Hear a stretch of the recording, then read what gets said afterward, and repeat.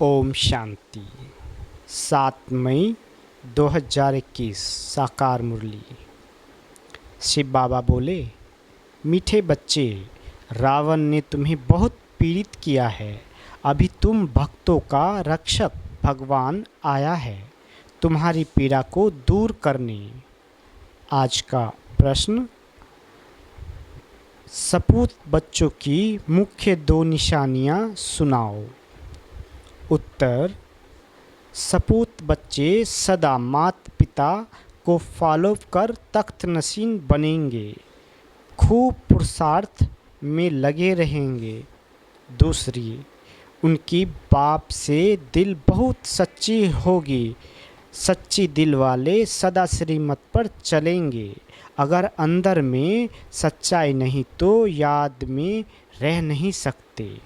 गीत, भोलेनाथ से निराला और कोई नहीं। ओम शांति। बाबा कहते, मीठे मीठे बच्चों ने ये भक्ति मार्ग का गीत सुना।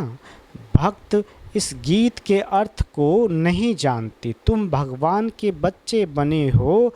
भगवान रक्षक है, भक्तों का तुम भी रक्षक हो।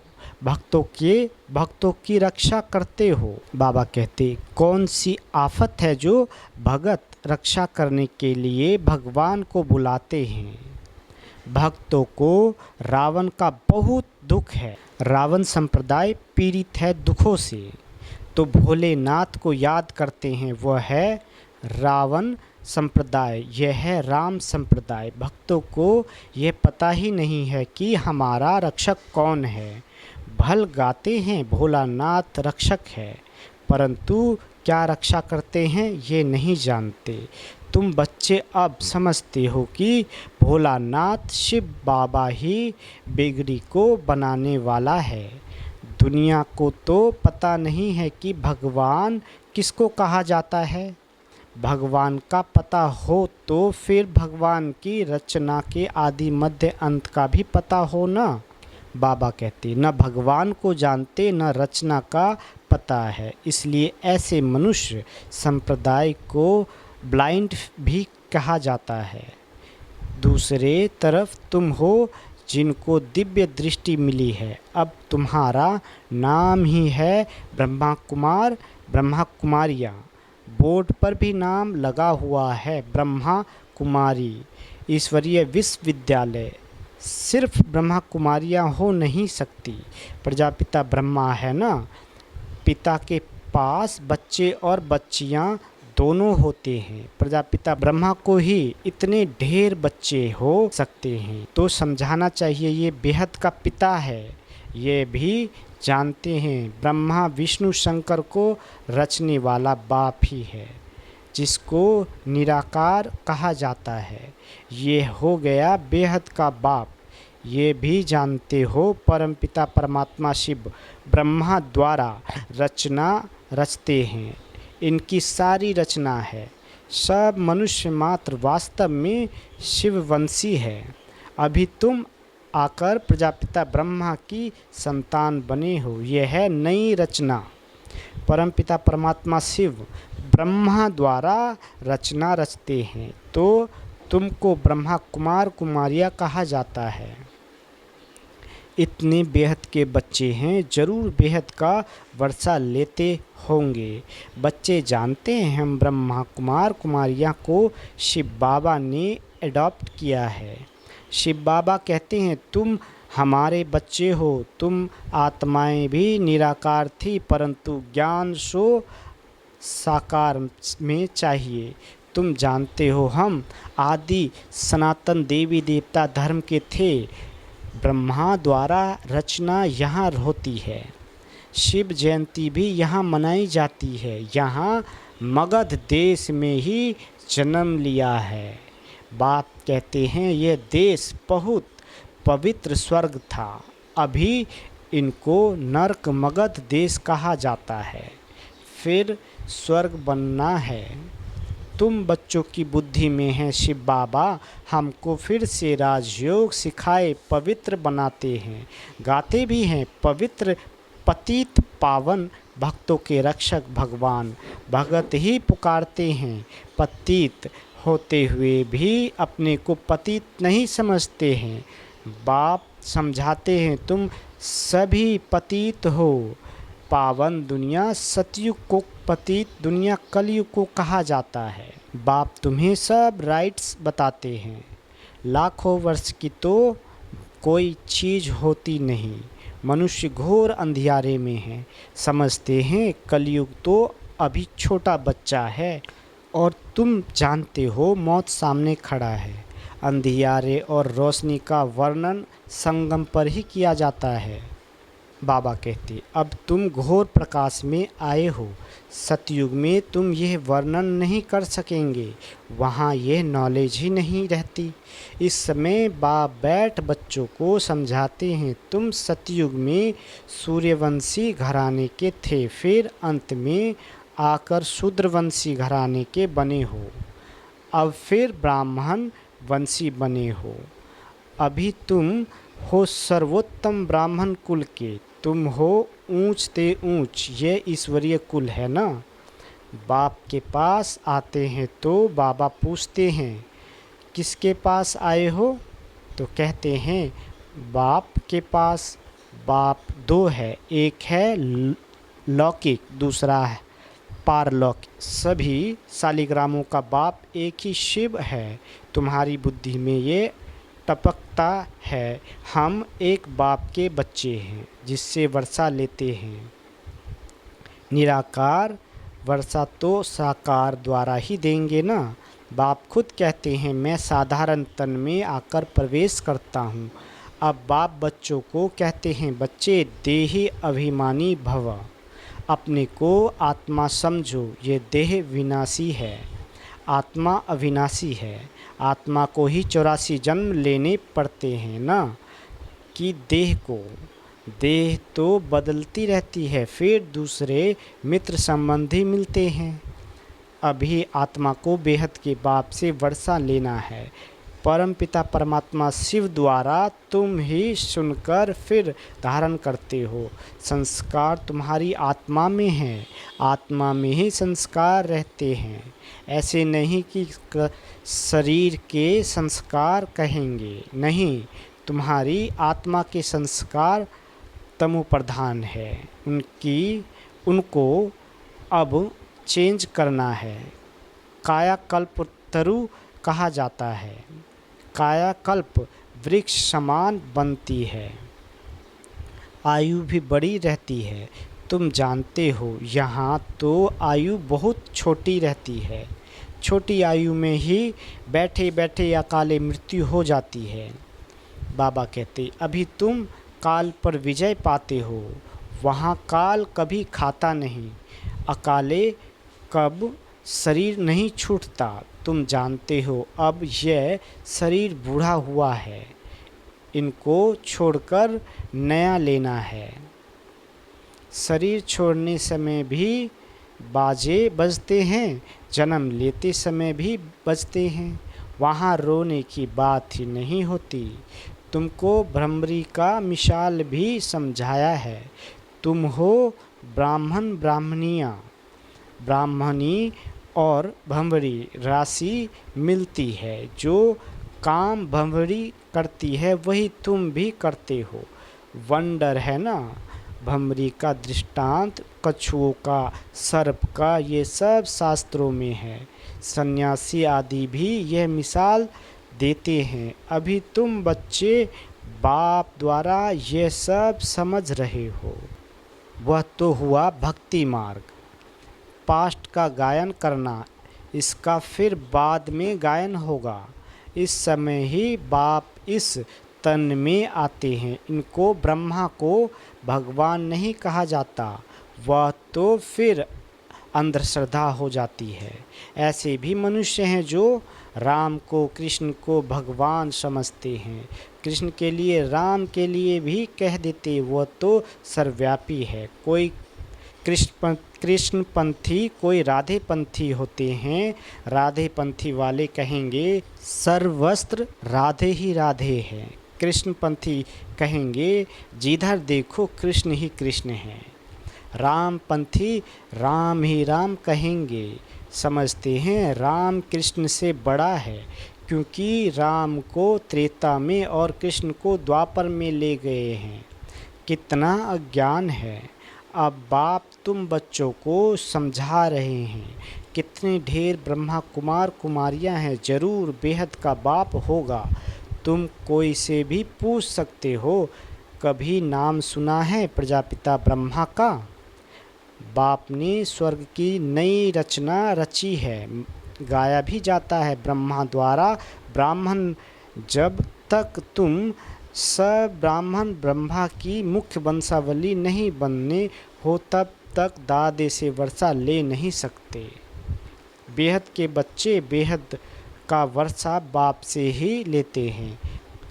लिया था बरोबर बरोबर स्वर्गवासी थे, अभी नरकवासी बन गए हैं। अब फिर प्रजापिता ब्रह्मा द्वारा परम पिता परमात्मा शिव विष्णुपुरी स्वर्ग रच रहे हैं। कितना सहज है। शिव बाबा पूछते हैं, आगे तुमको यह ज्ञान था? इनकी आत्मा ही कहती है, मेरे में यह ज्ञान नहीं था, मैं भी विष्णु का पुजारी था। जो हम पूज्य थे सो अब पुजारी जाकर बने। बाबा कहते, अब फिर बाबा आकर पुजारी से पूज्य देवता बना रहे हैं। तुम बच्चों को अंदर में खुशी रहनी चाहिए। परमपिता परमात्मा शिव ने आकर हमको एडॉप्ट किया है। मनुष्य को एडॉप्ट करते हैं ना। बहुत मनुष्य होते हैं जिनको अपने बच्चे नहीं होते हैं तो एडॉप्ट करते हैं। अब बाप जानते हैं मेरे बच्चे सब रावण के बन गए हैं, इसलिए मुझे आकर फिर से एडॉप्ट करना पड़े। ब्रह्मा द्वारा अपने बच्चों को एडॉप्ट करते हैं। यह एडॉप्शन कितनी वंडरफुल है, तुम ही जानते हो। शिव बाबा ने हमको ब्रह्मा द्वारा एडॉप्ट किया है। शिव बाबा कहते हैं, मैंने तुम बच्चों को एडॉप्ट किया है तुमको बेहद सुख का वर्षा देने। ये ब्रह्मा तो दे नहीं सकते, यह भी मनुष्य है ना। प्रजापिता ब्रह्मा मनुष्य है, यह ज्ञान नहीं देते हैं। बाबा कहते, ज्ञान का सागर निराकार परमपिता परमात्मा शिव ही बैठ ये ज्ञान देते हैं। ब्रह्मा को अथवा विष्णु को ज्ञान सागर नहीं कहा जाता। इन तीनों की महिमा अलग है। ज्ञान सागर पतित पावन एक बाप है। सारी दुनिया के मनुष्य मात्र उनको बुलाते हैं। अंग्रेजी में भी कहते हैं ओह लिबरेटर है। जिससे दुख मिलता है उससे लिबरेट किया जाता है। बाप भी यहाँ आकर रावण से लिबरेट करते हैं। रावण राज्य भी यहाँ हुआ है। यहाँ ही रावण को जलाते हैं। जलाकर फिर कहते हैं सोने की लंका लूटने जाते हैं। बाबा कहते उनको तो कुछ पता नहीं है। रावण क्या चीज़ है, कब का ये दुश्मन है। समझते हैं राम की सीता चुराई गई। ये नहीं समझते कि हम सब सीताएं हैं। हम रावण की जेल में फंसी हुई हैं। ये ज्ञान किसी में भी नहीं है। कथाएं बैठ सुनाते हैं। शिव बाबा कहते हैं मैं दूर देश का रहने वाला आया हूँ। इस देश पड़ाए यह पतित दुनिया पुरानी है ना। यह है रावण की दुनिया। बुलाते भी हैं, हे बाबा आओ, हम पतित बन गए हैं। बाप कहते हैं हमको पावन बनाने इस पतित दुनिया में आना पड़ता है। और मुझे आना भी उस तन में है जो पहले नंबर में पावन था। जो सुंदर था वही अब श्याम बना है। कितनी वंडरफुल बातें हैं। कृष्ण को श्याम सुंदर क्यों कहते हैं ये किसी को पता नहीं है। बाबा कहते क्या एक कृष्ण को ही सर्प ने डसा? सतयुग में थोड़े ही सर्प आदि होते हैं। बाप कहते हैं ये अंतिम जन्म मेरे कारण पवित्र बनो तो पवित्र दुनिया के मालिक बनेंगे। सिर्फ मुझे याद करो और पवित्र बनो। अल्फ को याद करो तो बादशाही तुम्हारी है। बाबा कहते ये है सहज राजयोग। सहज राजाई बच्चा पैदा हुआ और वर्षे का हकदार बना। यहाँ भी बच्चे जानते हैं कि हम बाप के बने हैं, तो स्वर्ग की राजाई के हम हकदार हैं। अब बाप कहते हैं सतो प्रधान से तुम तमो प्रधान बन गए हो, फिर सतो प्रधान बनना है। योग और ज्ञान सिखाने में 1 सेकंड लगता है। बच्चा पैदा हुआ और वारिस निश्चय किया, तुम बाप के बने हो तो राजधानी का वर्षा तुम्हारा है, परंतु राजा रानी सब तो नहीं बनेंगे। ये है राजयोग। राजा रानी प्रजा साहूकार गरीब सब चाहिए, इसलिए रुद्र माला भी बनी हुई है जो भक्ति मार्ग में जपते हैं। तुम जानते हो हम राजयोग सीखने आए हैं। माता पिता को फॉलो कर पहले पहले सूर्यवंशी चंद्रवंशी बनेंगे। सपूत बच्चे वह जो माता पिता को फॉलो कर तख्त नसीब बने।